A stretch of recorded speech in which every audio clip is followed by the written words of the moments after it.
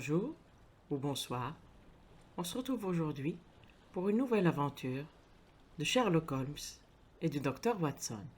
L'histoire s'intitule Le marchand de couleurs retiré des affaires.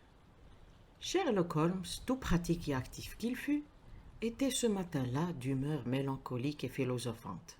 « L'avez-vous vu ?» me demanda-t-il. « Le vieux bonhomme qui vient de sortir ?»« Oui. Je l'ai rencontré à la porte. Quelle impression vous a-t-il faite?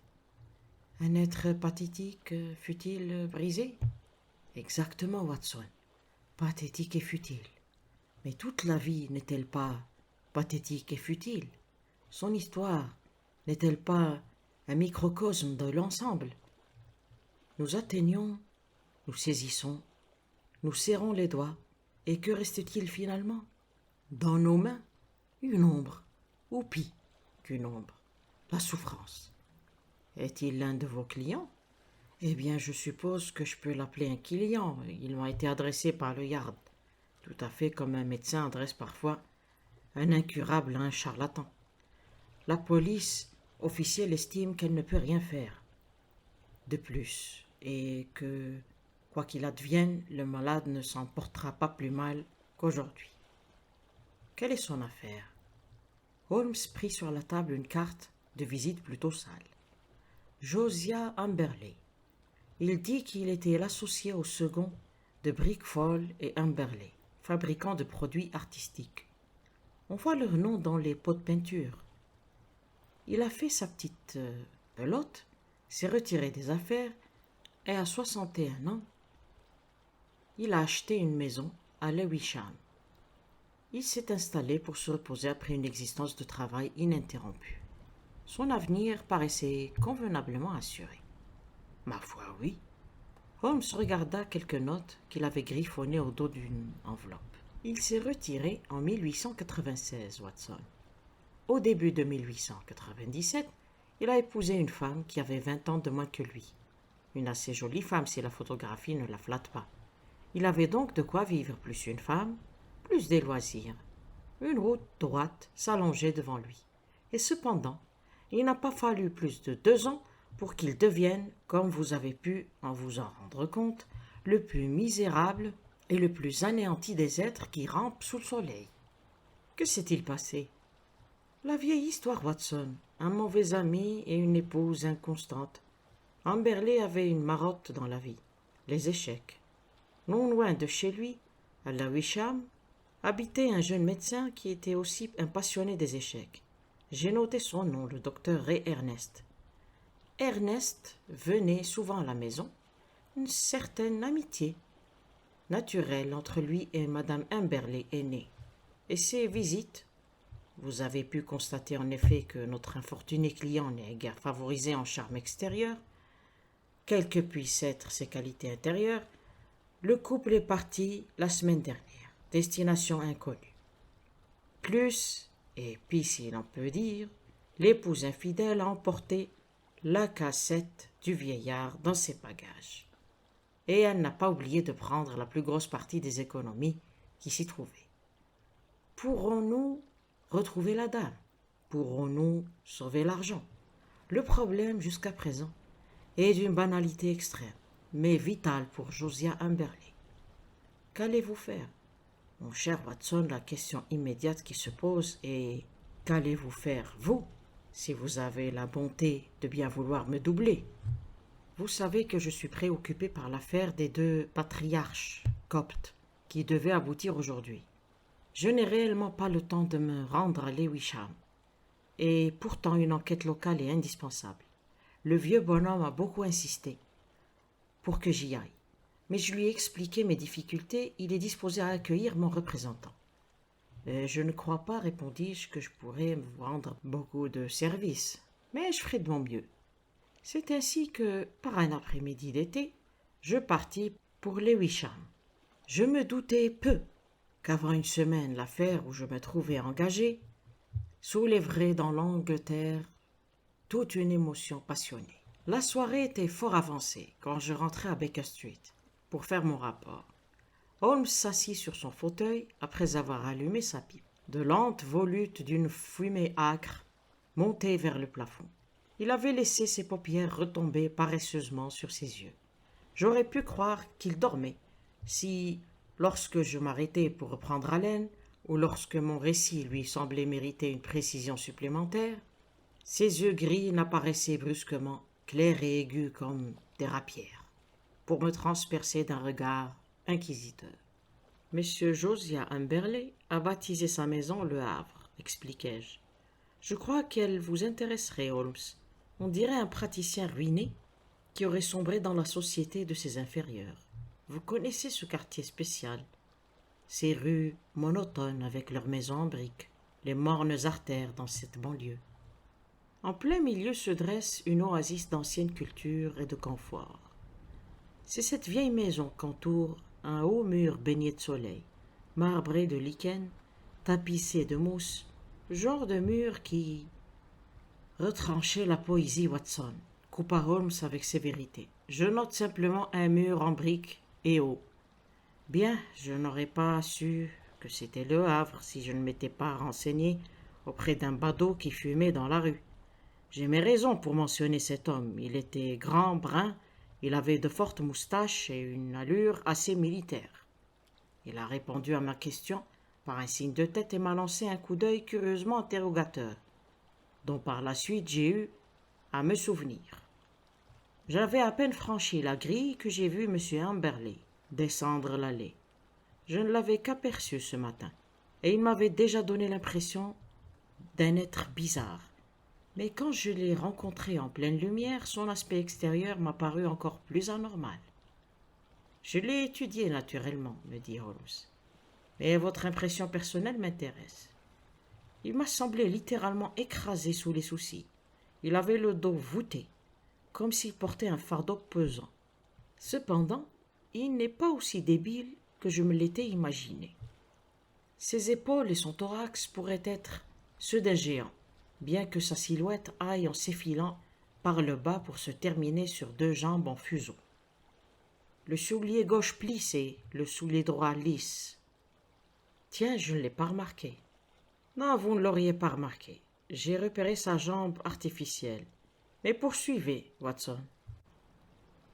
J'ai été frappé par les mèches sales de ses cheveux grisonnants qui bouclaient sous son vieux chapeau de paille, ainsi que par sa physionomie, ses traits creusés et une expression farouche, avide. Très bien, Watson. Que vous a-t-il dit? Il a commencé par me faire le récit de ses chagrins. Nous avons marché ensemble dans le jardin, ce qui m'a permis d'inspecter les lieux. Je n'ai jamais vu un endroit plus mal entretenu. Le jardin est abandonné, aux mauvaises herbes, tout respire une négligence sauvage au sein de laquelle les plantes suivent les caprices de la nature plus que les règles de l'art. Je me demande comment une femme convenable a pu supporter un pareil décor. La maison en est au dernier degré de délabrement. Le pauvre homme semble s'en rendre compte et vouloir y remédier, car un grand pot de peinture se trouvait dans l'entrée, et il tenait un gros pinceau dans la main gauche. Il était en train de repeindre les boiseries. Il m'a introduit dans son sanctuaire, défraîchi, et nous avons longuement bavardé. Bien sûr, il était déçu que vous ne fussiez pas venu vous-même. Je n'escomptais guère, m'a-t-il dit, qu'un homme dans ma condition, surtout après mes déboires financiers, pût retenir l'attention d'une célébrité comme M. Sherlock Holmes. Je lui ai certifié que la question d'argent n'était pas entrée en ligne de compte. Non, bien sûr, m'a-t-il répondu. Je travaille pour l'amour de l'art. Mais, même sur le plan artistique du crime, il aurait pu trouver ici quelque chose à étudier. Et la nature humaine, Dr. Watson, la noire ingratitude de tout cela. Lui ai-je jamais refusé quelque chose? Y a-t-il jamais eu femme plus choyée? Et ce jeune médecin, il aurait pu être mon propre fils. Il avait libre accès chez moi. Il pouvait venir à n'importe quelle heure. Et pourtant, voyez comme ils m'ont traité. Oh, Dr. Watson, ce monde est méchant, terrible. Voilà quel a été le thème de ses refrains pendant une bonne heure. Il n'avait pas soupçonné, je crois, une intrigue amoureuse. Il habitait seul. Une femme de charge venait dans la journée et partait à 6 heures du soir. Ce jour-là, Le vieil Amberley, voulant faire plaisir à sa femme, avait pris 2 places de balcon au Haymarket Théâtre. Au dernier moment, elle s'est plainte d'une migraine et a refusé de sortir. Il y est allé seul. Il me semble qu'il ne peut y avoir de doute là-dessus, car il m'a montré le billet inutilisé qu'il avait pris pour sa femme. Très intéressant, fit Holmes, dont l'attention paraissait s'éveiller. Continuez, Watson, je trouve votre récit captivant. Avez-vous personnellement examiné le billet? Vous n'auriez pas par hasard relevé le numéro? Justement, si, répondis-je avec une certaine vanité. Il s'est trouvé que c'était mon ancien numéro de collège, le 31. Je l'ai donc facilement enregistré. Bravo, Watson. Son fauteuil était donc le 30 ou le 32. Très juste, répondis-je ironiquement. Et au rang B. Je suis enchanté de vous, Watson. Que vous a-t-il dit encore? Il m'a montré ce qu'il appelle sa chambre forte. En réalité, c'est bien une chambre forte, comme dans une banque, avec une porte en fer et des volets à toute épreuve, m'a-t-il proclamé. Cependant, sa femme semble avoir eu le double de ses clés. Ils ont emporté à peu près 7000 livres en espèces et en titres. Des titres? Comment pourrait-il s'en défaire? Il m'a dit qu'il avait remis à la police une liste des valeurs et qu'il espérait qu'elle serait inutilisable. Il était rentré du théâtre vers minuit. Il avait trouvé les lieux pillés, la porte et la fenêtre ouvertes, les fugitifs envolés sans le moindre message. Depuis, il n'a reçu aucune nouvelle. Il a aussitôt averti la police. Holmes médita quelques minutes.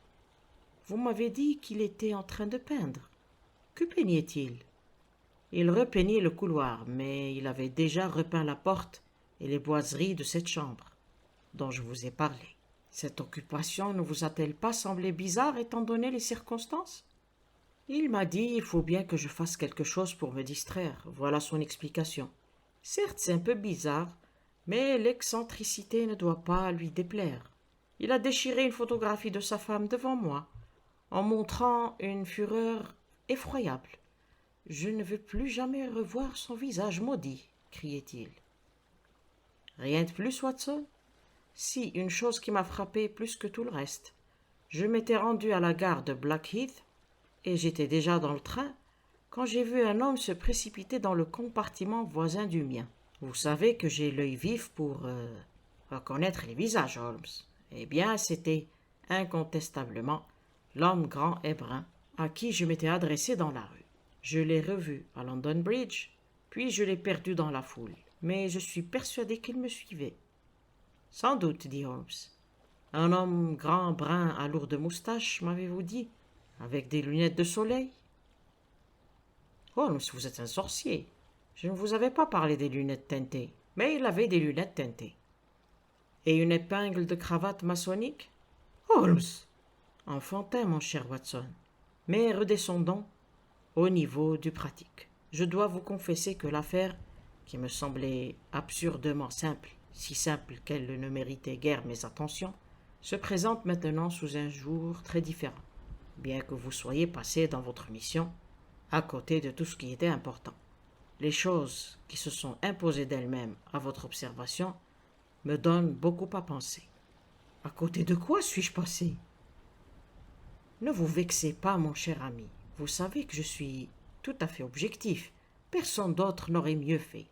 Certains moins bien, peut-être, mais vous êtes visiblement passé à côté de points essentiels. Que pensent les voisins de cet Amberley et de sa femme? Voilà qu'il aurait été important de savoir. Et que pense-t-il du docteur Ernest? Était-il le gai Lothario, que l'on peut supposer, avec vos avantages naturels, Watson? N'importe quelle femme vous aide et devient votre complice. Avez-vous interrogé la postière ou la femme de l'épicier? Je vous vois très bien chuchotant des petits riens à l'oreille de la jeune bonne de l'encre bleue, en recevant en échange des tas de renseignements. Tout cela, vous l'avez négligé. Je peux encore le faire. C'est déjà fait, grâce au téléphone et au concours du Yard. Je peux généralement obtenir l'essentiel sans quitter ma chambre. En fait, mes informations confirment l'histoire du bonhomme. Il a la réputation dans le pays d'être un avare en même temps qu'un mari rude et exigeant.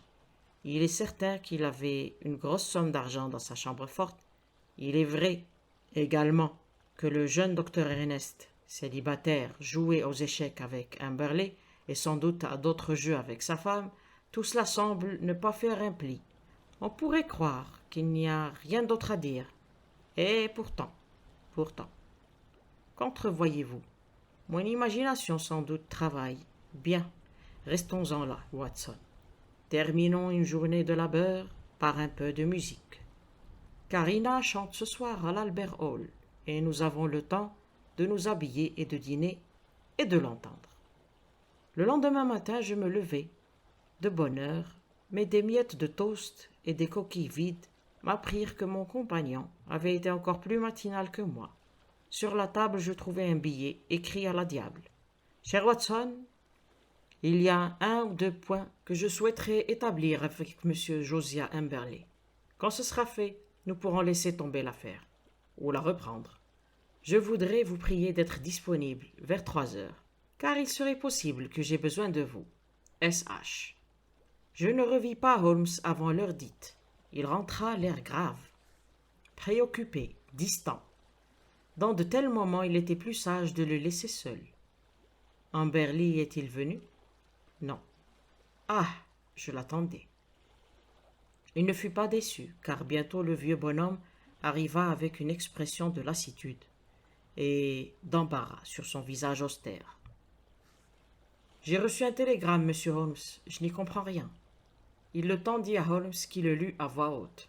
« Venez tout de suite sans faute, puis vous donner des renseignements sur votre récente perte. Hellman au presbytère. Expédié de Little Purlington à 2h10, dit Holmes. Little Purlington se trouve dans l'Essex. Il me semble non loin de Frinton. Eh bien, naturellement, vous allez partir tout de suite. Ce télégramme émane d'une personne responsable, le curé de l'endroit.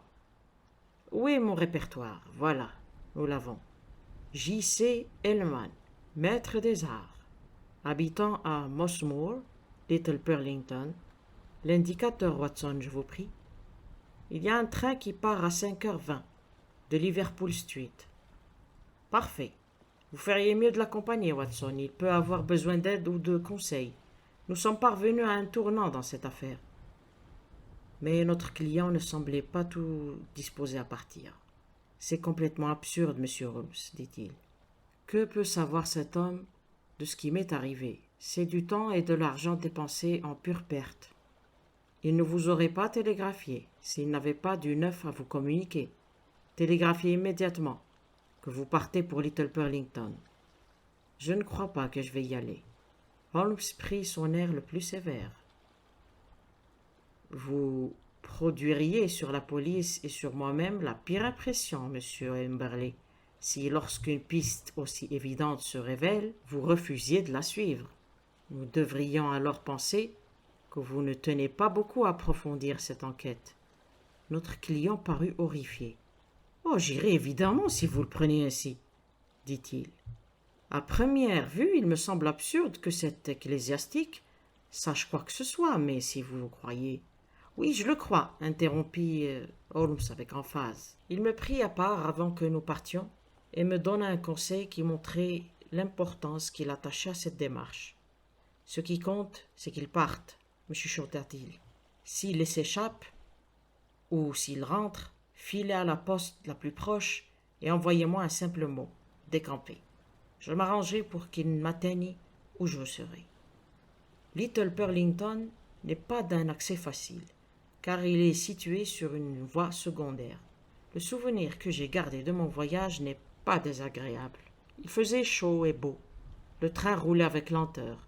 Mon compagnon de route nous soufflait mot, sauf pour lancer, par intermittence, une remarque sardonique sur la stupidité de ce voyage. Devant la gare, nous louâmes une voiture qui nous emmena jusqu'au presbytère, à plus de 3 kilomètres. Nous fûmes reçus par un ecclésiastique solennel, imposant, presque majestueux. Notre télégramme était posé sur son bureau. « Eh bien, messieurs, nous dit-il, que puis-je faire pour votre service? Nous sommes venus, expliquai-je, à la suite de votre télégramme. » « Mon télégramme? Je ne vous ai pas télégraphié. Je veux parler du télégramme que vous avez expédié à monsieur Josiah Amberley au sujet de sa femme et de son argent. Si c'est une plaisanterie, monsieur, elle me paraît d'un goût douteux, répondit l'ecclésiastique d'un ton sec. Je n'ai jamais entendu prononcer le nom de ce gentleman, et je n'ai télégraphié à personne. Notre client et moi, nous nous regardâmes avec stupéfaction. Peut-être y a-t-il erreur, dis-je. N'y aurait-il pas ici 2 presbytères? Voici le télégramme que nous avons reçu. Il est signé Hellman et daté du presbytère. Il n'y a qu'un presbytère, monsieur, et un seul curé. Ce télégramme est un faux abominable, dont la police aura à connaître. En attendant, je ne vois pas pourquoi nous prolongerions cet entretien. Monsieur Amberley et moi, nous nous retrouvâmes sur la route qui traversait le village, probablement le plus primitif de l'Angleterre. Nous nous rendîmes au bureau de poste, mais il était déjà fermé. Cependant, il y avait le téléphone à la petite auberge en face de la gare. J'obtins Holmes au bout du fil. Mon ami partagea notre étonnement. Très bizarre, fit la voix lointaine. Très intéressant. Je crains, mon cher Watson, qu'il n'y ait pas de train pour ce soir. Je vous ai bien involontairement condamné aux horreurs d'une auberge de campagne. Toutefois, vous avez la nature, Watson. La nature et Josiah Amberley. Vous pourrez être en pleine communication avec les deux. J'entendis son petit rire quand il raccrocha. Je ne tardai pas à m'apercevoir que la réputation d'avarice de mon compagnon n'était pas usurpée. Il avait grommelé sur la dépense occasionnée par le voyage. Il avait voulu voyager en 3e classe. Le lendemain matin, il contesta le détail de la note de l'hôtel. Quand nous arrivâmes enfin à Londres, il était difficile de dire lequel de nous deux était de plus mauvaise humeur. « Vous feriez mieux de passer par Baker Street, » lui dis-je. « Monsieur Holmes peut avoir des nouvelles instructions à vous donner. » « Si elles valent les dernières, je ne vois pas à quoi elles pourraient me servir, » répondit Amberley en ricanant. Néanmoins, il m'accompagna. J'avais déjà averti Holmes par télégramme de l'heure de notre arrivée. Mais nous trouvâmes un message nous informant qu'il nous attendait à Lewisham. À cette surprise en succéda une autre. Nous découvrîmes qu'il n'était pas seul dans le petit salon de notre client.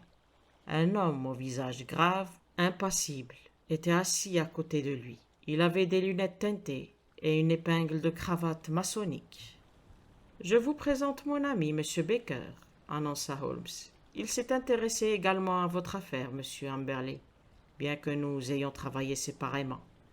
Mais nous avons tous deux la même question à vous poser. » M. Amberley s'assit pesamment. Il sentait l'imminence d'un danger.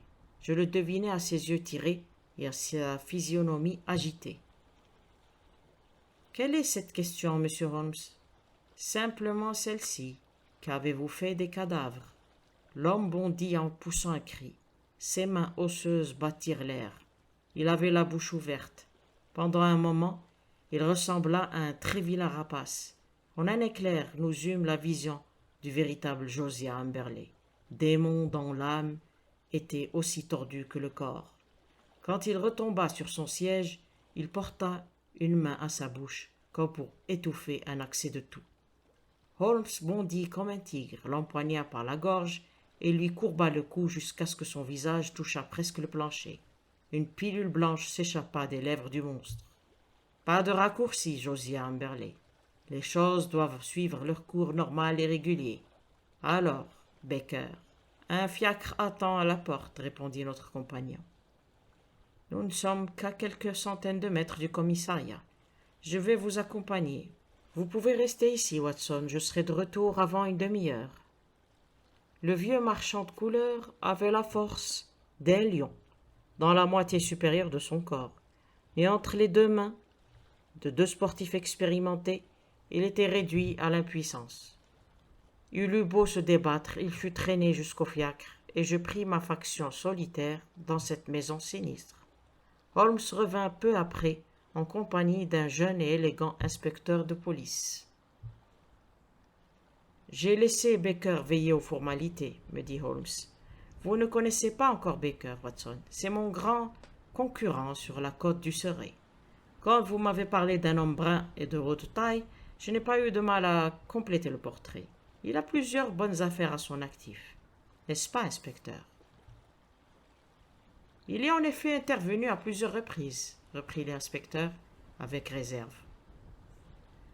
Oui, ses méthodes ne sont pas toujours régulières, les miennes non plus. Mais les irréguliers sont parfois utiles, vous savez. Vous, par exemple, avec votre avertissement réglementaire, que tout ce qu'il dirait pourrait être utilisé contre lui, vous n'auriez jamais arraché à ce bandit le début d'une confession. Peut-être que non, mais nous y serions arrivés tout de même, monsieur Holmes. Ne croyez pas que nous n'avions pas notre opinion sur l'affaire, et que nous n'aurions pas arrêté cet homme. Vous nous excuserez si nous ne sommes guère contents lorsque vous intervenez avec des méthodes que nous ne pouvons pas employer, et que vous nous privez du crédit que nous aurions tiré d'un succès plus tardif. Je ne vous retirerai aucun crédit, McKinnon. Je vous affirme qu'à partir de maintenant, je m'efface. Quant à Baker, il n'a fait que ce que je lui ai dit de faire. L'inspecteur sembla considérablement soulagé. C'est très chic de votre part, monsieur Holmes.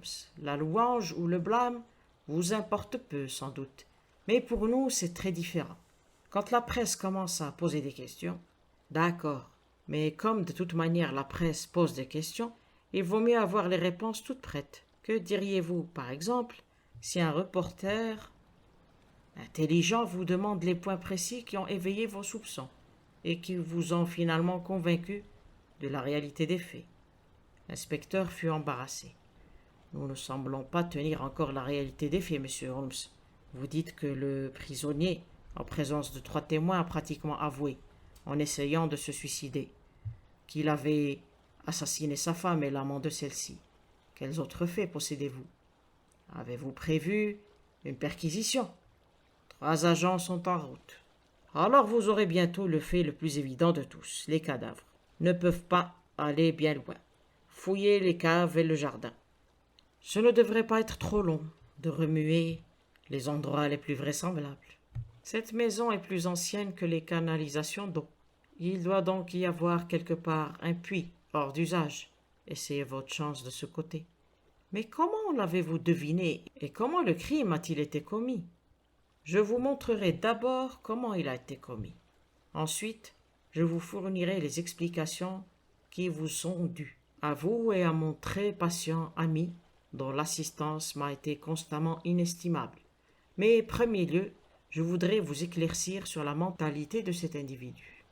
Elle est assez particulière, au point que je crois qu'il atterrira plus vraisemblablement à Broadmoor que sur l'échafaud.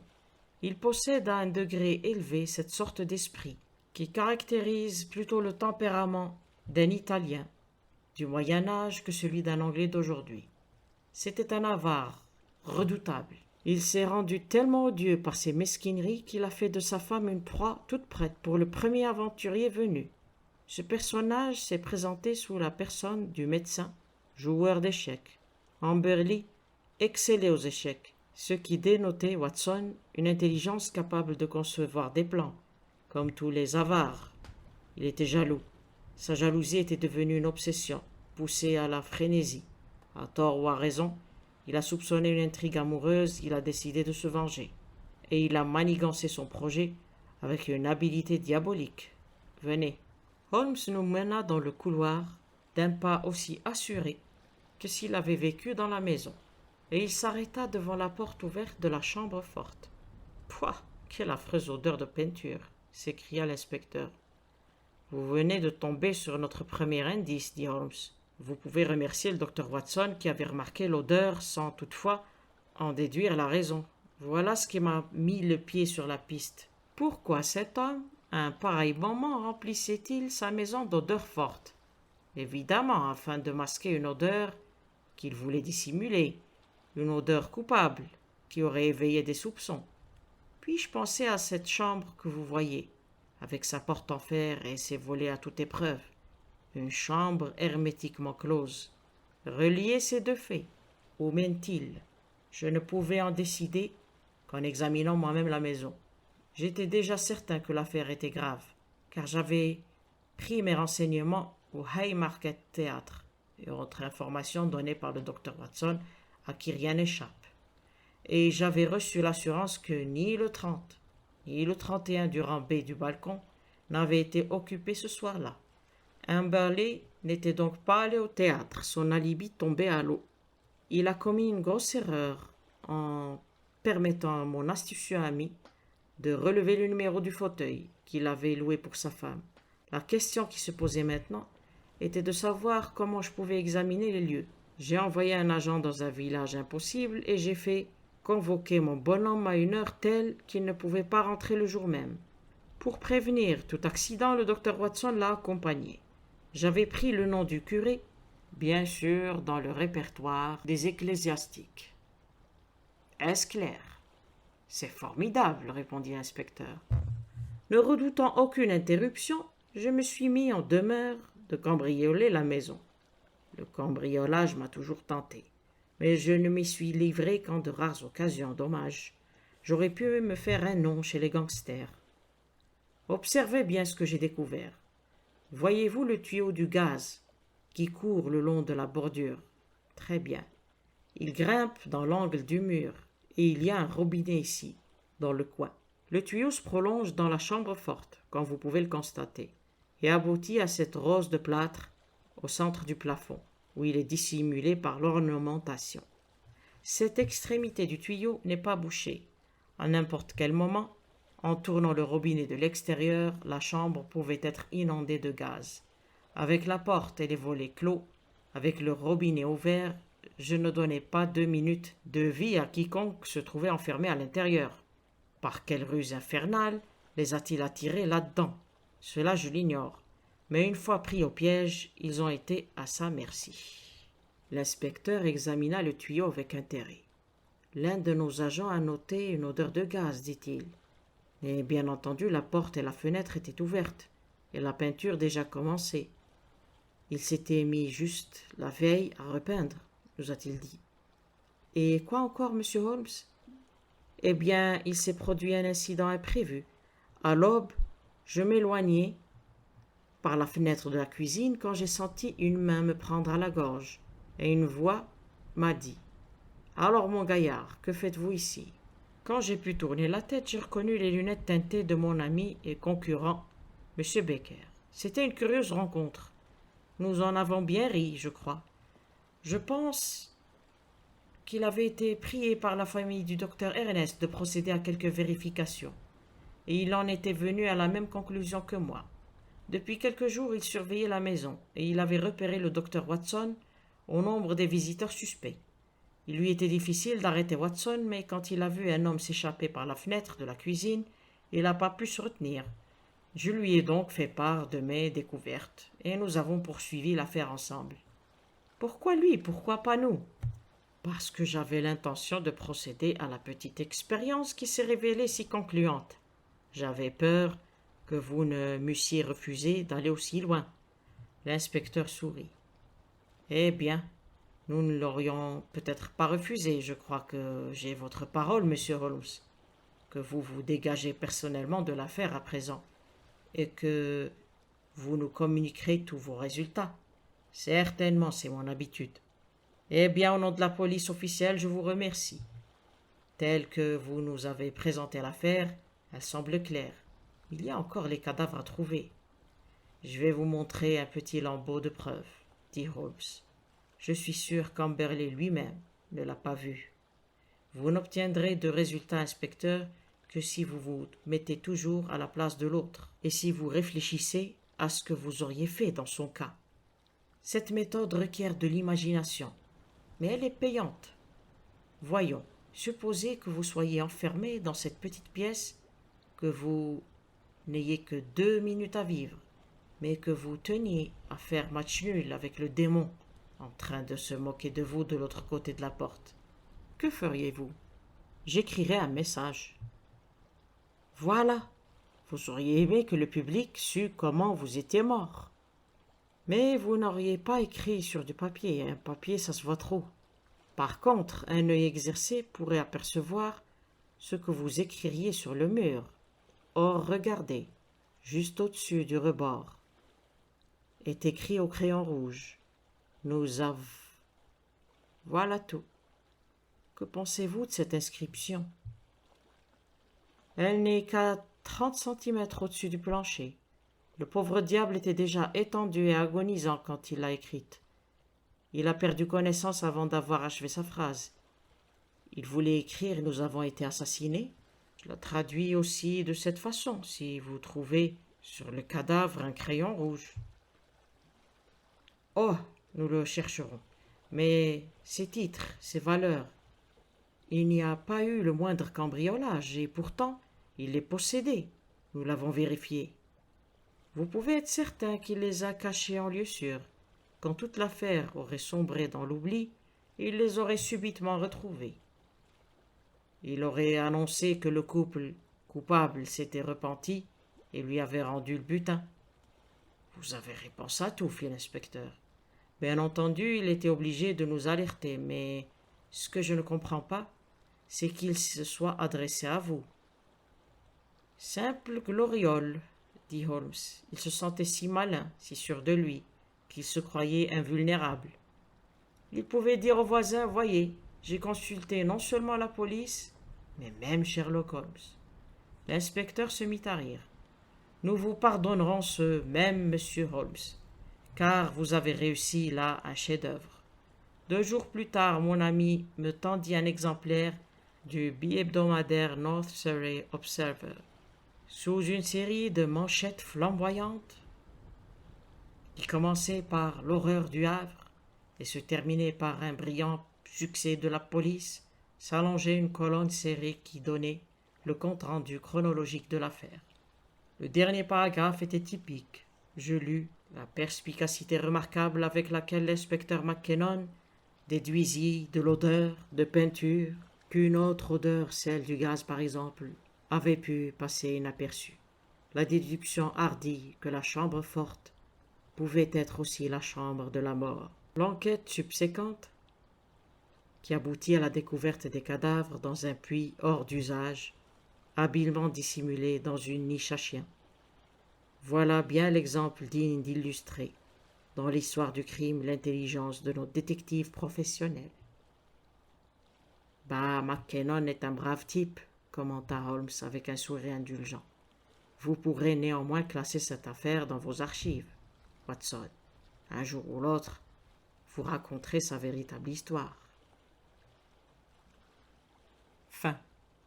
J'espère que l'histoire vous a plu. On se retrouve très bientôt pour une autre. En attendant, prenez soin de vous. Au revoir et merci.